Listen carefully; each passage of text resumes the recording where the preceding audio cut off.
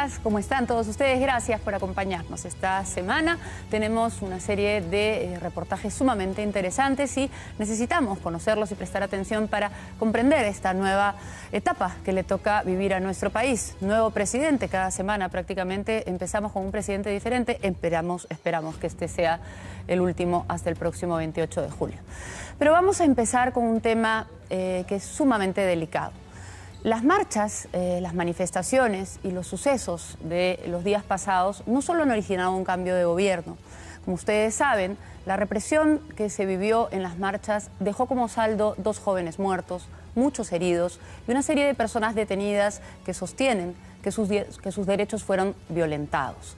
Esto, por supuesto, amerita una investigación profunda. En el siguiente reportaje vamos a apreciar una serie de elementos, videos y análisis de expertos que nos dan más luz sobre este tema.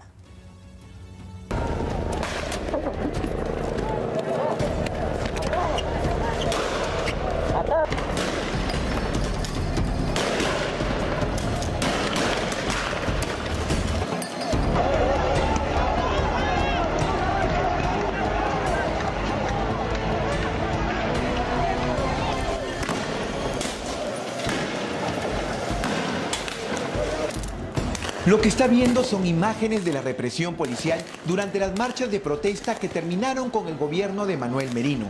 Un uso de la fuerza excesiva por el que hoy el expresidente, su expremier y el exministro del Interior enfrentan una investigación fiscal por presunto abuso de autoridad y homicidio, y la denuncia de varios organismos de derechos humanos.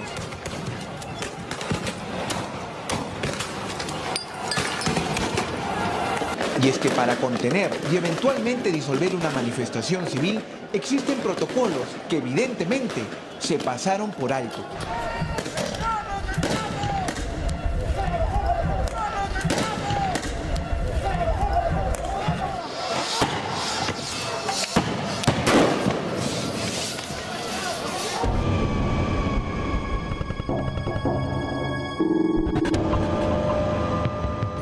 Observe. Esta luz circular, continua y que cambia de dirección cuando impacta en una superficie, recorre varios metros después de ser disparada por las retrocargas y escopetas de la Policía Nacional. La imagen no solo fue captada por esta cámara ubicada en la Plaza San Martín.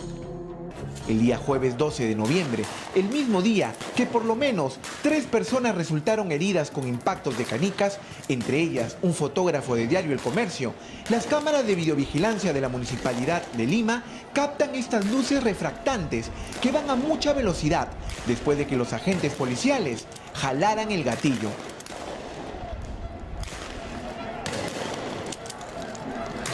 La misma imagen es captada por nuestro camarógrafo cuando grababa a los escopeteros disparando en la avenida Nicolás de Piérola. Coincidentemente, la misma avenida donde están ubicadas las cámaras de la municipalidad que grabaron lo mismo. Ningún perdigón de goma, el único proyectil permitido para este tipo de eventos, refleja la luz de esta manera.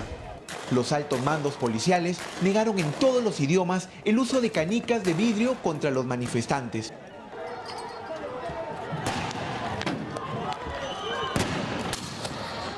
Enviamos esas imágenes al ex viceministro del Interior para conocer su opinión como especialista. Quedó sorprendido. Y lo que se ve es, en efecto, una luz, un proyectil que refracta luz. Entonces, obviamente, ni el plomo, salvo que se trata de una bala atrasadora, que eso no se ha usado y eso es un uso de guerra, ¿no? O salvo que se trate de algún material que refracte. Entonces da la impresión que lo que se disparó ahí es algo parecido quizás a una canica, porque el vidrio sí refracta la luz. Si las imágenes del proyectil que refleja la luz no es suficiente prueba, estas fueron las canicas que los médicos sacaron de la espalda del fotógrafo Alonso Chero y del tórax del manifestante Percy Pérez Chapiama. En el caso de él se encontró una canica en el interior de la cavidad abdominal que había lesionado, como bien dice, la vena ilíaca, una canica de vidrio, una bola, la que usan los niños para jugar. Se le encontró, como te dije, laceración de la vena ilíaca externa, 3 perforaciones a nivel de víscera hueca. En una apresurada conferencia de prensa que brindó el jefe de la región Arequipa y especialista en control de multitudes, general Víctor Sanabria, aseguró que por ley ellos no pueden disparar canicas ni perdigones de plomo. ¿De dónde salió esta canica? Es lo que está en materia de investigación. Y nadie, ningún funcionario del Estado, de manera responsable, puede hacer una afirmación en contrario mientras no se haya determinado exactamente qué ha pasado. O sea, yo no le puedo decir, sí, la policía ha disparado, porque no es un sustento. ¿Tampoco puedo decir que no? Tampoco puedo decir que no, porque de repente aparece una evidencia, un indicio que certifique que de alguna u otra manera haya podido producirse una mala práctica. No se descarta. El uso de canicas por parte de las fuerzas policiales para reprimir civiles no es nuevo.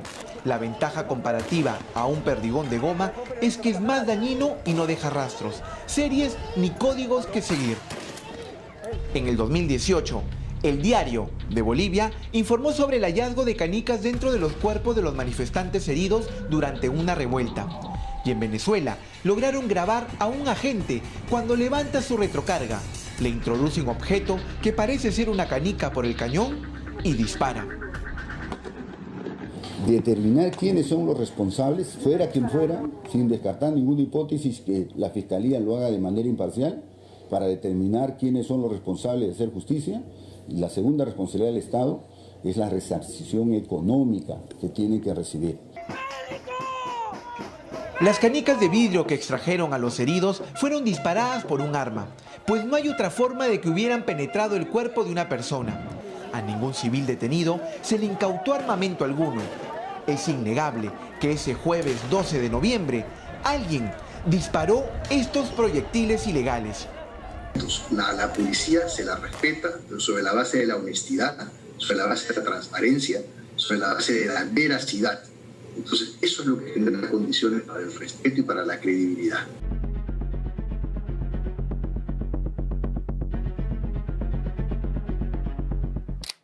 Pero, ¿qué tan complicado es disparar una canica desde un arma policial? ¿Cómo se ve un perdigón de goma y uno de plomo?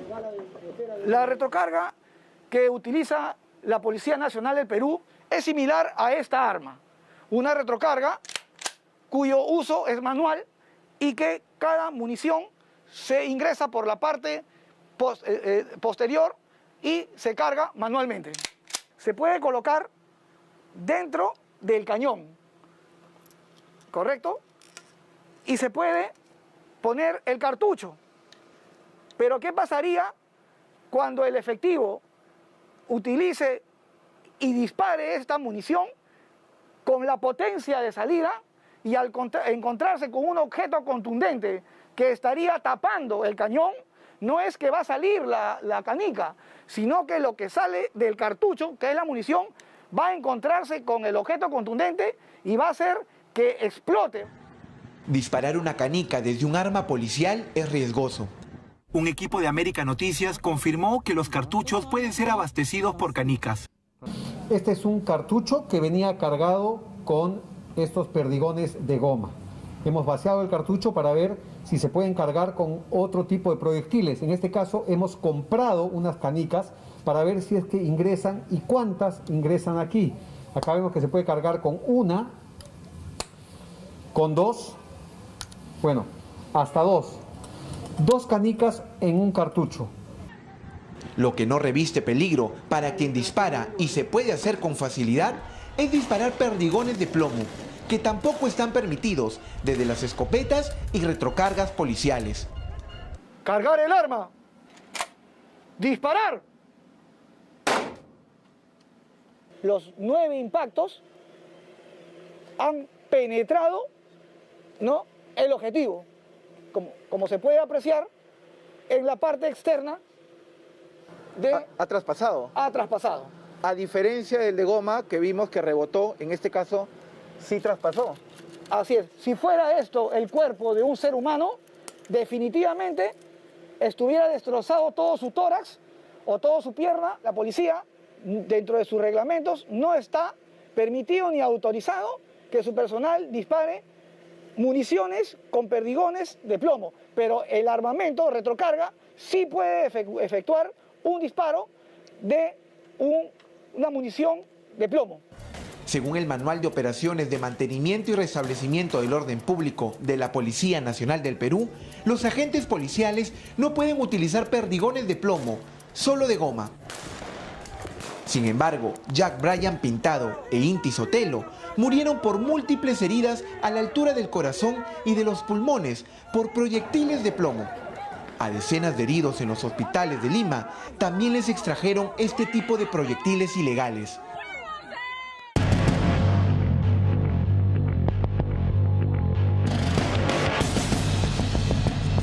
El manual policial para tratar una manifestación abunda en detalles que se obviaron rotundamente.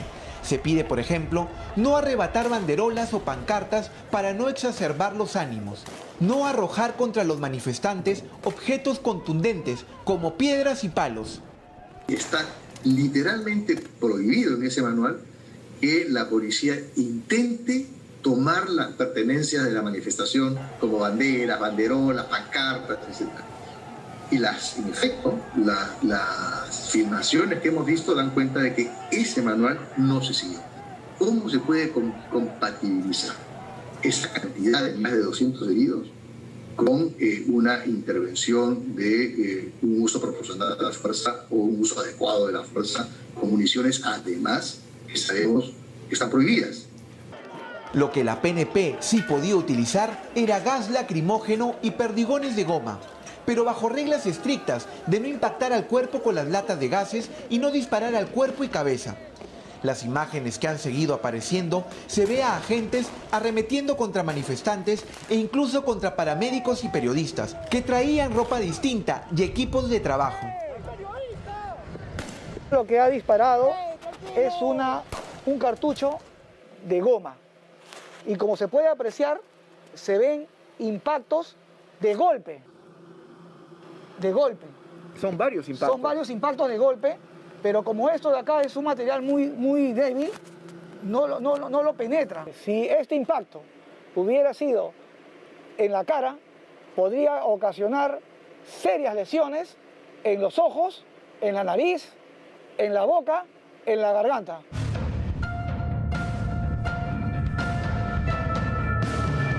Durante la semana de protestas hubo muchos cambios, órdenes y contraórdenes en las unidades policiales.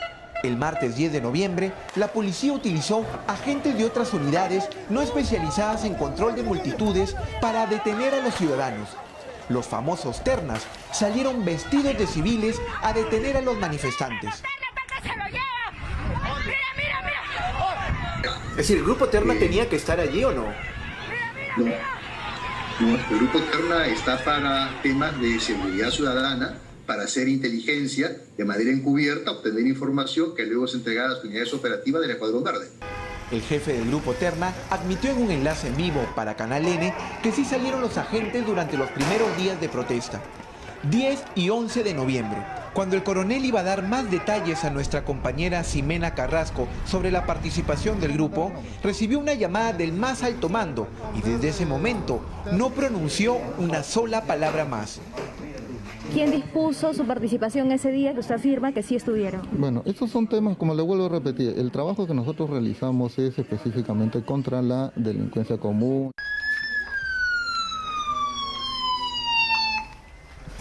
Esa es la información, Valeria, desde aquí, desde Chorrillos. No podemos hablar de la responsabilidad de todo un cuerpo policial, pues fueron agentes con nombre y apellido los que cometieron excesos.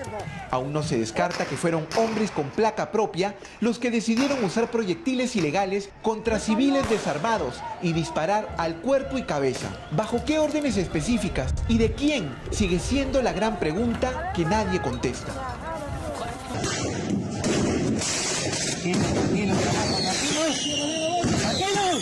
Del otro lado de la línea, por supuesto, también hubo agentes policiales que sufrieron contusiones, quemaduras y golpes. Según la PNP, en total 27 policías resultaron heridos, de los cuales 18 terminaron con descanso médico producto de las lesiones. Fuentes de la institución alcanzaron estos videos donde se ve claramente que dentro de la masiva y legítima protesta había un grupo de vándalos quienes destruían la propiedad privada y lanzaban bombardas. La pregunta es, ¿Por qué no los reprimieron entonces? ¿Y por qué no detuvieron a ninguno de ellos? Es que desde los manifestantes también salieron cohetes, bombardas, piedras, botellas y otro tipo de objetos. Pero sobre todo hemos visto también cómo salieron fuegos artificiales, y esas bombardas son tremendamente peligrosas y también pueden causar muchísimo daño. La familia policial también ha salido a las calles para respaldar a los buenos agentes que dan su vida por la seguridad del país. La policía es muy necesaria, la policía es un elemento central en la vida democrática, en la vida civil, en la tranquilidad pública, en la lucha contra la criminalidad, contra la inseguridad. La policía es brutal. A la policía, hay que respetarla sobre la base de estos principios. El trabajo de reconciliación entre fuerza policial y población será arduo después de las marchas. Ha sido tal la represión contra los civiles desarmados que se han despertado viejos fantasmas de desconfianza y temor. ¿En qué momento surgió tanta violencia? ¿Cómo volver a confiar después de episodios como este o como aquel reciente de la discoteca en Los Olivos? En ese trajín de bajar todos inmediatamente, donde la puerta se cierra y todos nos quedamos atrapados. La responsabilidad particular e institucional sobre los hechos recientes solo la podrá determinar el Ministerio Público, y está recabando la mayor cantidad de pruebas para saber de dónde dispararon las canicas y perdigones de plomo. Una respuesta que espera conocer cuanto antes todo un país, la misma policía, decenas de heridos y en especial los padres de Brian e Inti.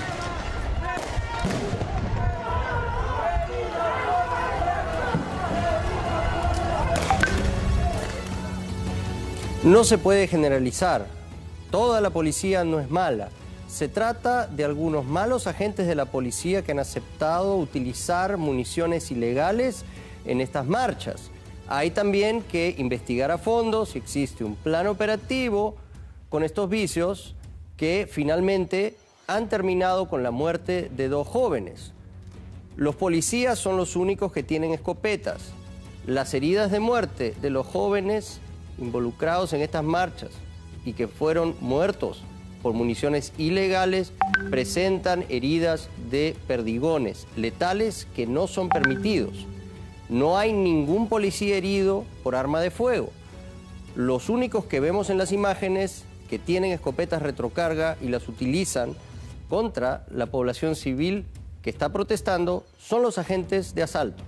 Entonces, aquí se tienen que determinar responsabilidades, porque ha habido un uso excesivo de fuerza que ha resultado con la muerte de 2 manifestantes. Esos son los hechos y son irrefutables. Pero hay otras cosas que investigar respecto de actitudes peligrosas que ha tenido la policía en estos días de crisis. Y se trata de los heridos, que son muy graves algunos de ellos, y se trata de los detenidos y cómo fueron tratados. Daniel Llovera investiga a fondo estos hechos. ¿Puedes taparte el ojo izquierdo? Sí. Sí. ¿Ves? ¿Ves bien? Yo veo un círculo negro, yo no te veo la cara, no te veo el micro, no veo tus manos. Yo lo que veo es el techo y veo tus zapatos.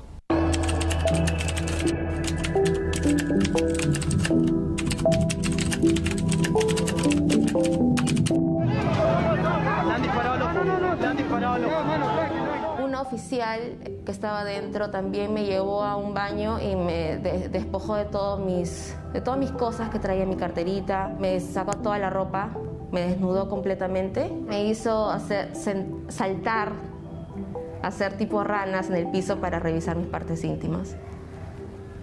No, esto, humillación, he tenido que pasar yo,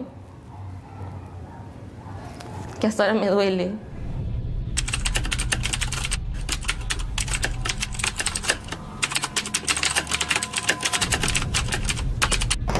En esto se ha convertido hoy el Perú, en un recuento de abusos policiales.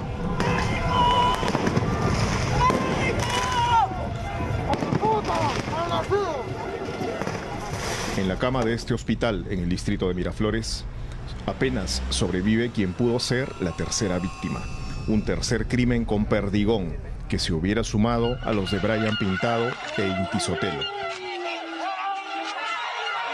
ha ingresado por la parte izquierda, aquí en la 100. ¿Altura de la 100? Sí, altura de la 100 y se ha alojado aquí en la parte del lado derecho, debajo de la oreja, detrás de la oreja. ¿Puedes mostrarlo? Más o menos por este lado. Okay. Sí. Prácticamente para el doctor me indica que es un milagro.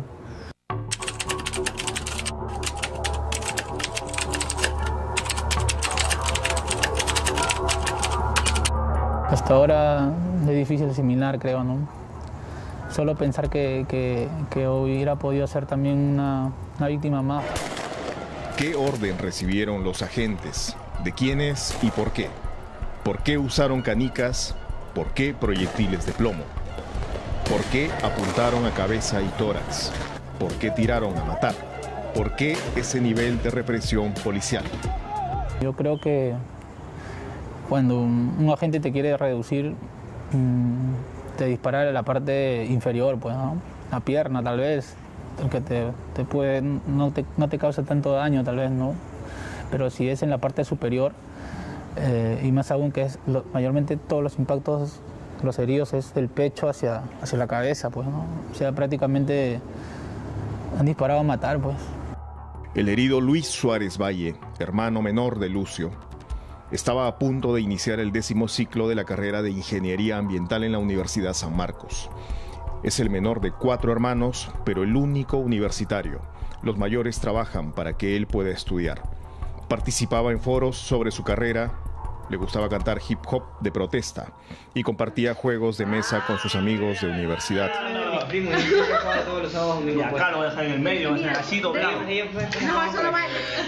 Antes, estuvo en la marcha del jueves 12 de noviembre.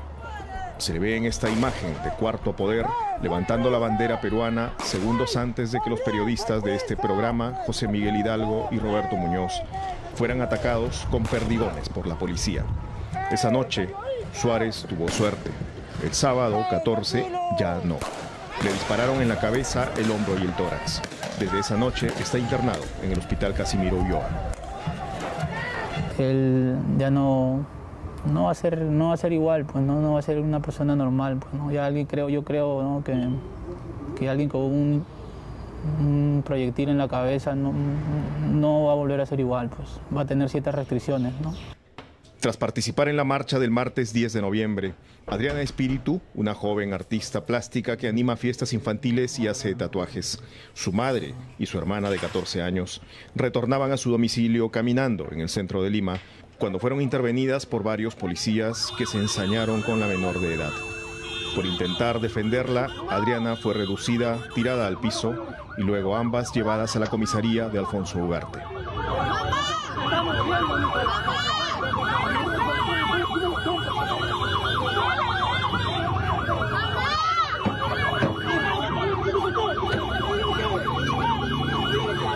Sobre la mesa de la comisaría, la policía expuso los objetos que le incautaron, un bolso y el muñeco de peluche con el que anima las fiestas para niños. Y así, esposada como cualquier delincuente, fue fotografiada esta joven sospechosa de no se sabe qué. El simple hecho de estar en la marcha ya era violento, ¿no? Según ellos. Ni siquiera los policías saben cuáles son los derechos del ciudadano, ¿no? Solamente atinaban a golpearnos, a insultarnos. A mi hermana le dijeron de que era una estúpida por estar en las marchas, que no iba a lograr nada en la vida. Y ahí también dentro sucedieron otros hechos, ¿no? Que por ejemplo el oficial, el varón, que tengo ahí la foto de su rostro, se sacó la mascarilla dentro de la oficina y decía en todo momento que tenía COVID, que se había hecho la prueba de COVID, había dado positivo. ¿No lo decía a ti? Así. Lo decía entre todos los que estábamos ahí sentados. Después empezó la larga noche para ella. Varias horas sin fiscal, a merced de los efectivos de turno en esa comisaría del centro de Lima.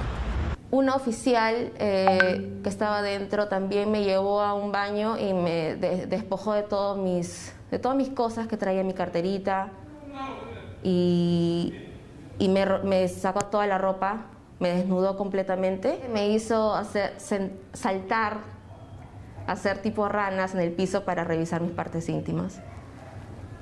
No, esto, humillación, he tenido que pasar yo,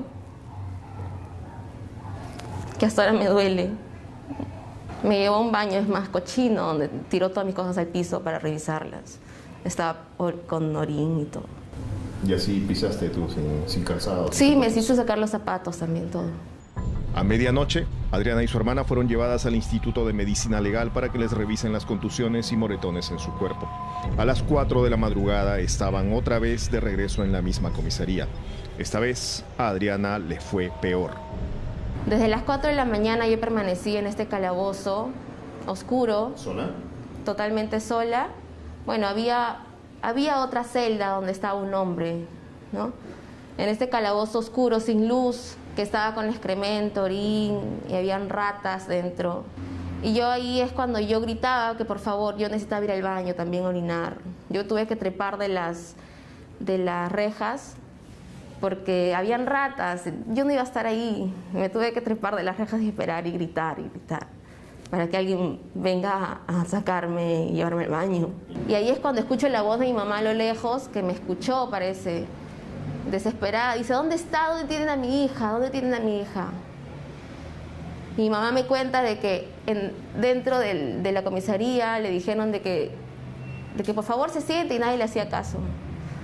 Nadie escuchaba a mi mamá, nadie le hacía caso.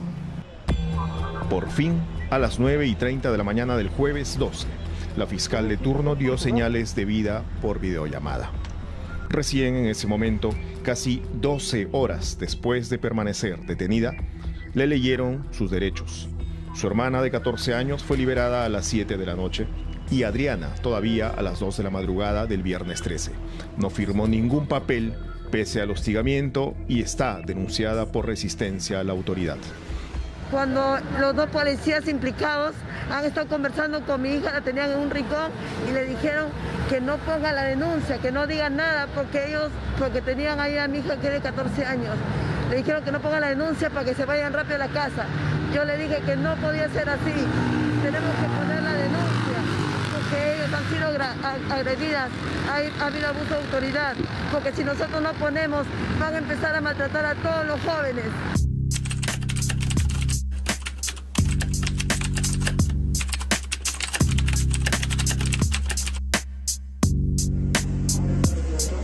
Quienes sí firmaron, sin la asistencia de su abogada ni la presencia de fiscal alguno, fueron los dos detenidos en la imprenta del centro de Lima acusados de elaborar afiches y flyers contra Manuel Merino y su gabinete. Su abogada, Brenda Álvarez, tuvo este intercambio de palabras con los policías del calabozo de la Dirincri. Están firmando las actas, de ahí la vamos cuando usted converse con su patrocinado. No hay ningún problema. Es que no puede firmar las actas si ya no está conmigo. Cuando yo llego, en realidad ninguna de los policías tenía mascarillas, ¿no? Y que recién ahí algunos se pusieron, pero habían otros que no tenían mascarillas. Y de verdad que tampoco les importaba mucho, ¿no? El espacio era hiper pequeño, o sea, el distanciamiento social no les importó en absoluto. Según este informe de la Dirincri, la imprenta fue intervenida por disposición de comando número 20-200-000-4829-SCG-PNP-Cenopol, bajo el supuesto de que allí se imprimían afiches contra el gobierno y contra la policía. Los efectivos que detuvieron a Javier Moyo Fuentes y a una trabajadora de allí son el mayor Juan Goñi Villena y los suboficiales Rower Reyes Purizaca y Luis Vilches Helfers.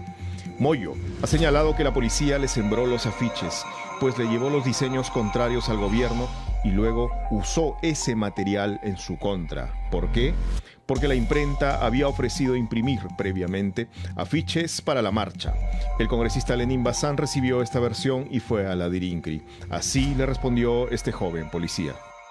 Al momento de ir allá a su tienda de él, usted fue quien le pasa el flyer y luego usted regresa con un equipo de policías y que usted sería la persona que ha intentado hacerle caer, digamos, en una especie de trampa aparentemente. Sí.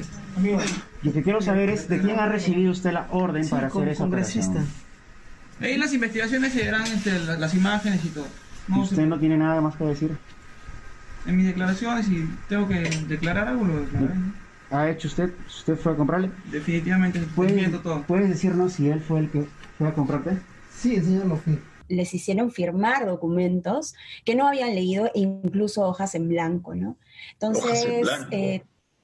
Hojas en blanco. hojas en blanco. La situación era súper tensa, ¿no? Doctora, posterior a este momento, ¿se ha podido advertir qué contenían esas hojas que habían sido firmadas por ambos? Sí, eran, por ejemplo, les hicieron firmar el acta de buen trato, ¿no? De buen trato. Ellos, el de buen trato, ¿no? Y esto es lamentable porque muchas veces ese acta, utilizado en el proceso, o es utilizado en el proceso para defender y para desmentir los maltratos policiales o el abuso policial en las detenciones arbitrarias o ilegales, ¿no? Al igual que Adriana Espíritu, a la trabajadora de la imprenta cuyo nombre ha pedido no mencionar, la llevaron al baño del calabozo y la desnudaron. Ahora ella y Moyo están investigados por perturbar el orden público, tal cual. No entiendo cómo no entró en el ojo, de verdad. No entiendo. De repente habrá sido en milisegundos que cerré el párpado y ahí fue donde me afectó hasta acá, por acá. Pero en el ojo no... Oye, mano. Le han disparado, loco. No. Le han disparado, loco. Tengo entendido que se me hubiese vaciado el líquido, ¿no? Pero igual, algo entró que me ha hecho un desprendimiento de retina y una hemorragia interna yo tengo ahorita. ¿Eso es lo que te ha dicho el médico? ¿Se te ha desprendido la retina? Así es. Ese ya es su diagnóstico oficial. Rubén Guevara Rollero, de 32 años, fue a la marcha del jueves 12 de noviembre con un amigo suyo. A las 10 en punto de la noche comienza todo. Comenzaron a meter sus bombas por todas las direcciones, las 3 direcciones donde estaban ellos, formando un caos llenecito de humo. Comenzaron a correr, comenzaban a caerse de lo que ya no tenían aire, se ahogaban, algunos estaban hasta convulsionando, otros se arrastraban, tratando de salir de ese caos que era la Plaza San Martín, ¿no? Poco después de las 10 de la noche, Guevara recibió un impacto que le ha comprometido el ojo derecho. De un momento a otro, de lo que estaban disparando al piso para que rebote, comenzaron a apuntarnos directamente a la cara. A la cara, a menos de 15 metros. Ahí fue donde me impacta un objeto no identificado hasta ahorita. No creo que haya sido perdigón, de repente ha sido esas latas. Me quemó todo esto. Y al reventar acá, las esquirlas han subido acá a mi ojo, ¿no? Tras ser herido, se fue caminando hacia la comisaría de Alfonso Ugarte para pedir ayuda. No se la dieron. A las 3 de la mañana llegó como pudo a su casa en el Callao. Se mantuvo sentado hasta que amaneció, porque si se recostaba, la sangre se deslizaba hacia su ojo herido. A primera hora del viernes 13 ya estaba en el Instituto Nacional de Oftalmología, el INO, que pertenece al Ministerio de Salud. Dice que aquí empezaron los problemas con el médico que lo atendió. Y me dijo, esto ha sido una autolesión. Firma acá porque ¿Te lo preguntó o te lo afirmó? Me lo afirmó, me lo afirmó. Y la señorita que estaba ahí le dijo, está mintiendo entonces. Entonces mi pareja se indignó y le dijo, señorita, ¿cómo va a decir eso? ¿No está viendo su cachete que está todo rojo y todo inflamado de lo que ha sido, está quemado? Le dice, ¿cómo puede decir eso? Piense antes de hablar, le dijo. El médico ha hecho la evaluación del paciente, de acuerdo a lo que el paciente le dijo. El doctor lo que ha hecho es hacer la parte médica y sobre eso es lo que me ha informado. En ningún momento la parte que usted me está relatando yo desconozco porque no sé realmente esa versión, no tengo ninguna información sobre ese tipo de versiones. Tenemos obviamente que también averiguar eventualmente si hubiera habido alguna cosa que no hay obviamente. No está de acuerdo a un debido proceso y a propósito justamente de lo que el paciente empezó a decir en los medios de comunicación. El INO ha anunciado una investigación interna. Guevara ya no volvió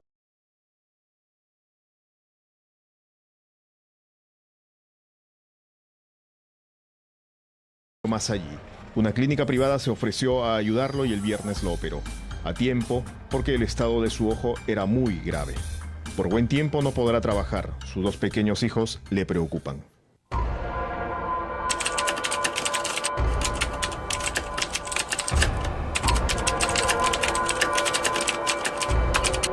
Ni bien él es intervenido, rápidamente comienzan las voces de alguno de ellos, no nos mires, ¿no es cierto? No nos mires que te metemos un plomazo. Me han tenido reducido 3 días sin comer, sin agua, en una habitación aparentemente escondido con otra persona, no sé quién era porque nos tenían separados. El martes 17, después de 3 días, como no ha habido, Luis Fernando Araujo Enríquez reapareció. Sus 3 días de encierro fueron una pesadilla, una angustia interminable. Capturado en la marcha, fue introducido en un auto Nissan Sentra y sus ojos y cabeza cubiertos con gafas oscuras y gorra. 20 minutos después, sintió que 2 sujetos lo llevaban de los brazos por un largo pasadizo. Para los organismos de derechos humanos que lo defienden, su caso es el más importante para denunciar al Estado peruano por secuestro y tortura. Creo que estamos ante un caso particularmente grave. No hay un registro de que la persona haya estado detenida, ¿no es cierto? Y luego, el dato, que es un dato que nos hace ingresar poco a poco a la figura de desaparición forzada, que es llevarlo a un sitio en el que la policía, cuando la persona está siendo buscada, sobre la cual se está preguntando, la policía niega su paradero. ¿Cuál fue la razón de esta detención y secuestro? ¿Por qué se aplicaron métodos ilegales? La policía y el Ministerio del Interior no se han expresado por este ni por los otros casos presentados en este informe, pues señalan la Fiscalía está a cargo de las investigaciones. Claro, uno se podría imaginar este chico guardará información relevante sobre la organización de la marcha. Ninguna. Él ha ido solo a la marcha. Quedó con unos amigos de su barrio, no se fue con ellos. Primero decidió no ir, luego se convenció en ir. Él llega golpe de 7:30 de la noche al centro de Lima y él está solo, ¿no? ¿Tiene vinculación política? Ninguna. Que es el dato además común de todos los o heridos o fallecidos o detenidos. No hay ningún tipo de vinculación política. Hay un momento, yo digo, particularmente cruel con una persona detenida. Luis Fernando Araujo es una persona que no ha recibido alimentos durante esos 3 días, ¿no? Y el domingo hay un efectivo que ingresa a la habitación donde él está, ingresa a almorzar y de hecho almuerza delante de él. Y al terminar de almorzar se retira. El lunes 16, Francisco Sagasti se convirtió en el presidente interino del Perú, así que otro era el escenario para la policía. El martes había oído los gritos de dolor de otra persona en un ambiente contiguo y el mismo día un efectivo de ojos claros, solo eso vio, pues todos estaban encapuchados, señala, le dijo que tenía suerte, pues todos lo estaban buscando. Más tarde lo sacarían de allí otra vez con los ojos cubiertos y 40 minutos después lo abandonarían en la calle.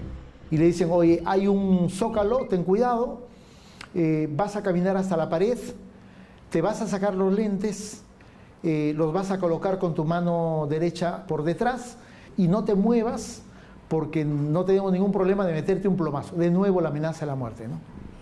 Y él se queda ahí y solamente voltea cuando escucha que el vehículo se ha ido, ¿no?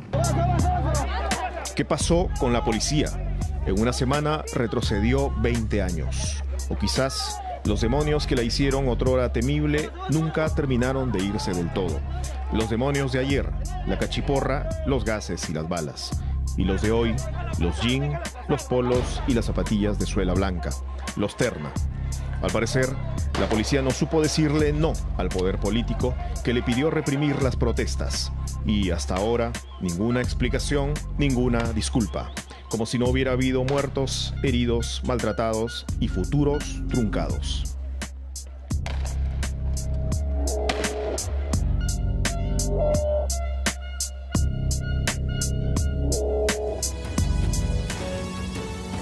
Los días pasados no solo nos han dejado estas imágenes lamentables de violencia, sino también nos han dejado la esperanza de una generación que vuelve a preocuparse por los temas políticos. No es la primera vez, aunque los jóvenes tienden a pensar que siempre son los primeros.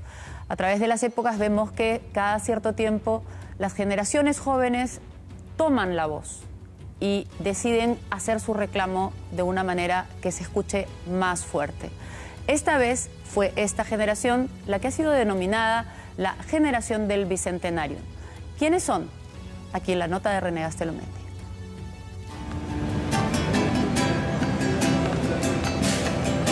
A una semana de la renuncia de Merino, no solo en las paredes del Poder Judicial frente al Parque Universitario, donde murieron los jóvenes Cinti Sotelo y Brian Pintado, se han convertido en santuarios que le rinden homenaje y a donde la gente acude a reflexionar. Allí reposan los mensajes y el agradecimiento por anteponer algo tan simple y a la vez tan complejo como es el bien común.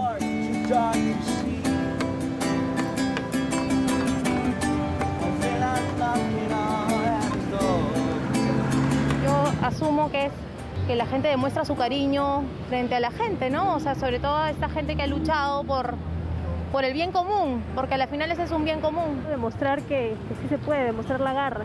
Eso es algo que representa bastante, ¿no? Héroes, como todos lo han dicho, héroes porque de ellos es la voz de nosotros, sobre todo ahora que hay una pandemia. ¿Qué hicieron por ti?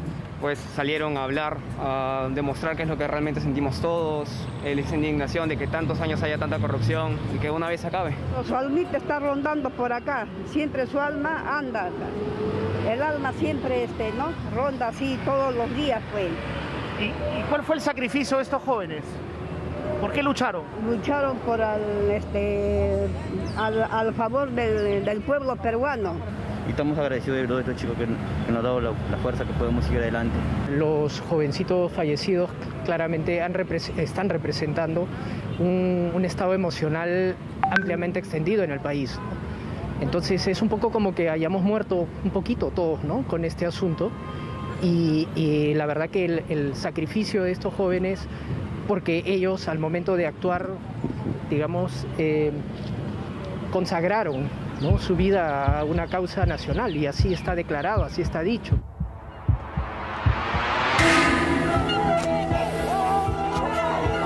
Hace una semana, escenas de lucha democrática, de heridos, de muerte y de protesta. La vacancia de Martín Vizcarra a cargo de 105 congresistas que encumbraron al axiopopulista Manuel Merino al poder detonó lo que siempre estuvo allí, como barrista o estudiante, esperando el momento de manifestar su descontento, su defensa frente al ataque de una clase política desconectada hasta la necedad del interés individual.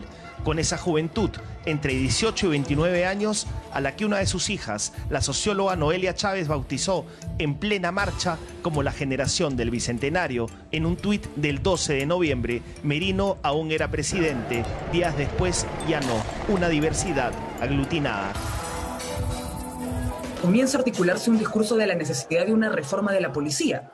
Ese, por ejemplo, es un elemento aglutinador que ahora está juntando a bastante de los colectivos organizados para pedir una reforma de la policía. Hay otros que están más bien pensando en cómo logramos que los medios de comunicación sean mucho más democráticos en sus voces y no tengan discursos intolerantes respecto a la diversidad que existe en el país. Y luego está todo un gran grupo que también está comenzando a poner sobre la mesa la necesidad de una reforma a la Constitución política y de una asamblea constituyente. Lo que no sabemos es cómo se van a lograr organizar y si estos van a lograr tener un altavoz suficiente como para también ser, digamos, ponerlo en la agenda pública y lograr transformaciones en ese sentido. Hay sectores todavía más jóvenes. Podría llamarse a esto la generación del TikTok. Han sido marchas organizadas, todas por redes, espontáneas, con fenómenos nuevos entre nosotros, pero globales, unidades de camilleros que sacaban a los heridos,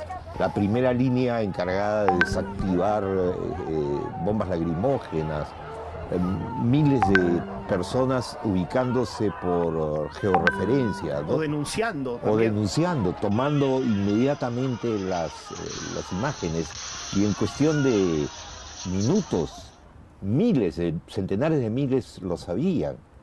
O sea, aquí están actuando factores nuevos. Se ve el parentesco con lo que pasó en Chile, con lo que ha pasado en todo el mundo. New York, que era la revista de Estados Unidos, sacó un reportaje a fines del año pasado donde decía el año de las movilizaciones en el mundo, ¿no? En todo el mundo había movilizaciones, en el Líbano, en Brasil, en Colombia, ¿no? En todos lados, Argentina, en todos lados. Entonces, ya no es pues un asunto ni de peruanos ni de una generación. Es un asunto de una nueva cultura política, de monitoreo ciudadano. Tiene que este es un momento de la democracia radical. Se supone, según algunos estudios, que basta solo el 3.5% de participación ciudadana en marchas no violentas para lograr algo. Hasta el nuevo presidente, el señor Francisco Sagasti, encajó el rótulo en su discurso. Anuncio como presidente de la República que la beca Presidente de la República cambiará de nombre por beca La Generación del Bicentenario.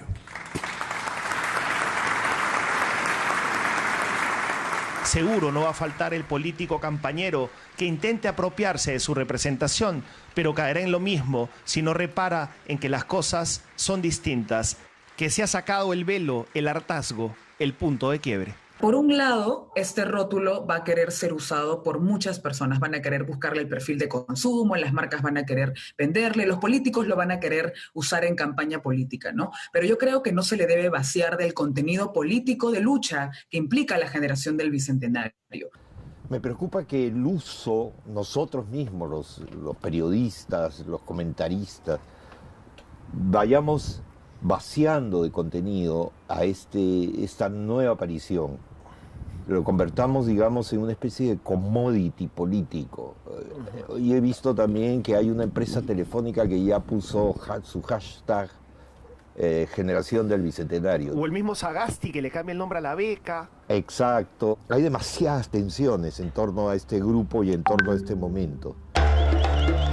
Se metieron con la generación equivocada, aseguran, y luego de su triunfo en plena pandemia, muchos pretendimos leer a este fenómeno cívico subestimado, hoy movido por la disconformidad de siempre, pero impulsado y organizado por la tecnología.